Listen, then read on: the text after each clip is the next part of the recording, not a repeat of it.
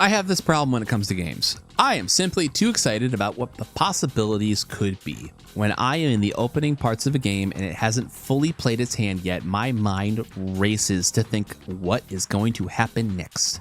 What rules is the game setting up? What lessons is it trying to teach me? This sounds good in theory, but when I'm playing a game that answers those questions with actually nothing interesting, I feel like I come down harsher on a game than I should. But also sometimes the game deserves it.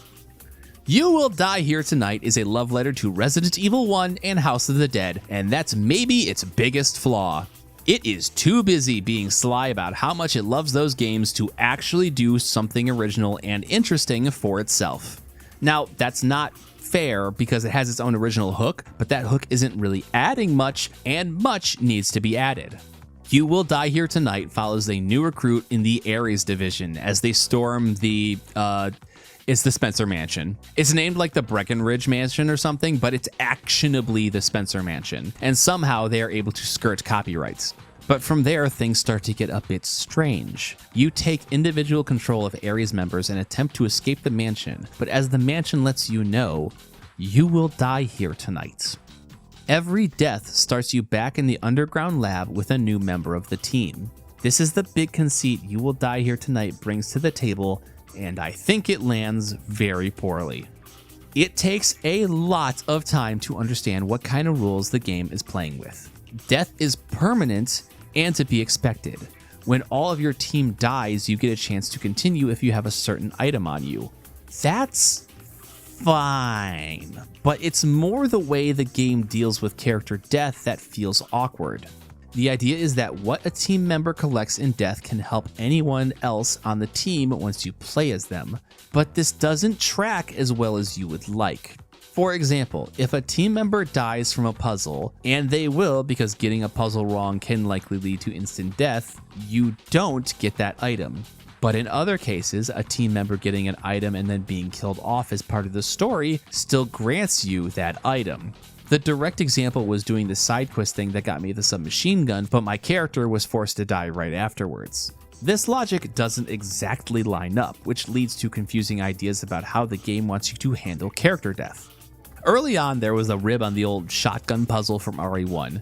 Now, I knew that taking the shotgun would open a trapdoor and plunge me into instant death spikes. Shit, I saw the spike pit myself, I'm no dummy. But I didn't know if that was actually what I was supposed to do. Is this a subversion of the shotgun puzzle where I'm supposed to die and then the weapon stays with my team? Turns out, no. This puzzle needs to be solved normally to get the shotgun, which is odd because getting a weapon through death is exactly how I got the submachine gun. This character death mechanic feels sloppy and forced and poorly communicated to the player. This is doubly so for the fact that only some characters can do some things. You can only upgrade weapons, do the submachine gun quest, or make first aid kits with unique characters, and you don't have an option to swap between them. For being the major gimmick to the game, it feels half-baked.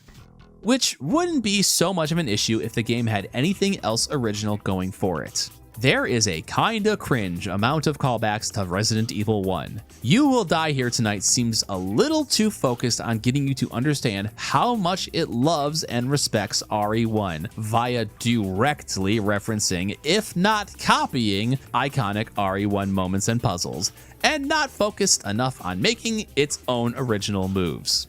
It has some ideas, like being able to peep through keyholes, that I wanted to use but were never useful.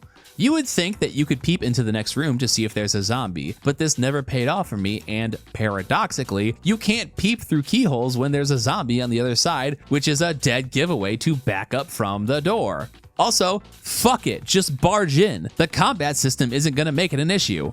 Maybe it's the House of the Dead diehard in me, but You Will Die Here Tonight is doing fuck all with the idea that enemy encounters are a first-person affair. Absolutely none of these encounters feel like they gain anything by being in first person. There is no additional tension or action because the rank-and-file zombies all kinda do the same thing, and you can dispatch them safely with a billion knife hits. Sure, they could grab onto you, but it's easy to shake them off with no issue. It's just not doing anything to justify this move. Like, eventually you get some zombies with weapons, and I was thinking, oh, maybe I can hit their arm to make them drop it, or maybe I can shoot it out of the air when they throw it, like in House of the Dead. But neither of those things worked. It's a waste, and in a sense, it makes the game easier because instead of fearing encounters and trying to dodge zombies, I just knifed everyone I saw with no difficulty.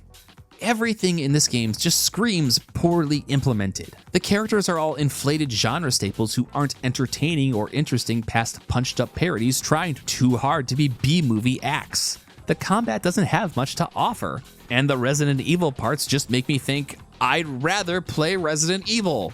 There's times where the weird death and time shenanigans make the game seem interesting, but the actual experience of playing it was very lackluster.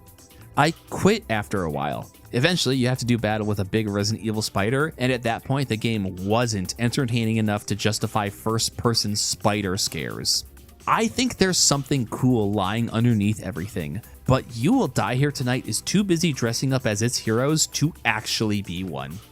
You Will Die Here Tonight pretty easily wins the Stub Toe Award for 2024. As Tsukihime is still not in contention for being the worst game I played this year, this one gets it instead. I've heard people gas this game up, and maybe there's just something I was missing that everyone else got, but when I uninstalled this game, I didn't have to think twice about it.